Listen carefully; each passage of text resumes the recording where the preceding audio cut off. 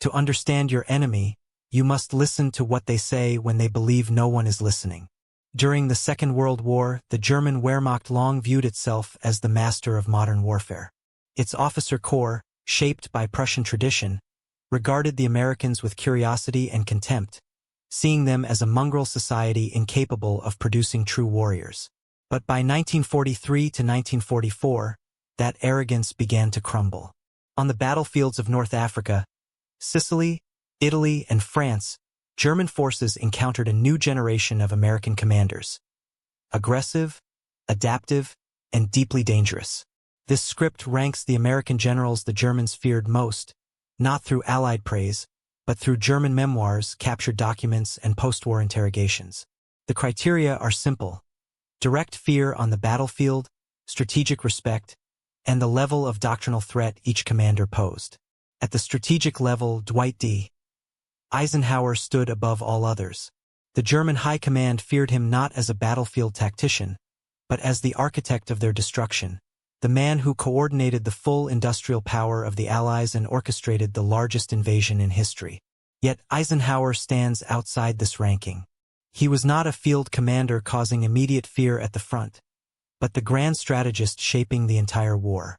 Among the frontline commanders, one of the most unsettling was Terry "Terrible" Allen of the 1st Infantry Division. What terrified German soldiers was his mastery of night combat. Allen trained his men relentlessly to fight after dark, turning nighttime, once a refuge, into a source of dread. Later, with the 104th Timberwolf Division, he repeated this pattern, launching sudden, violent attacks that shattered German confidence. Lucian Truscott represented a different kind of threat: quiet professionalism. Known for brutal training standards and extraordinary mobility, his famous Truscott trot allowed American units to move faster and strike where Germans least expected. At Anzio, Truscott reorganized a collapsing defense and withstood massive counterattacks. German commanders respected him not for flair, but for precision and reliability. Facing Truscott meant facing an enemy who would not make mistakes. James Van Fleet embodied raw, destructive power. His approach was simple and terrifying. Locate the enemy, fix them in place, then annihilate them with artillery. The infamous Van Fleet load delivered firepower far beyond standard levels, leaving German units devastated.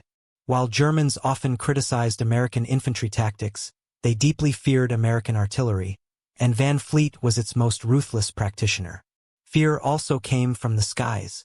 Curtis LeMay, commander of the 8th Air Force, transformed strategic bombing into a relentless campaign of destruction. Through tight bomber formations and uncompromising tactics, he dismantled Germany's industrial heartland. Luftwaffe leaders wrote with frustration and awe about their inability to stop the endless waves of bombers. LeMay represented a new kind of warfare: cold, industrial, and unstoppable. At the top of the list stands George S. Patton Jr., the American general most feared by the Germans. Senior German commanders called him the American Guderian, praising his speed, aggression, and unpredictability. Patton's lightning campaign across France after Normandy shocked the German high command.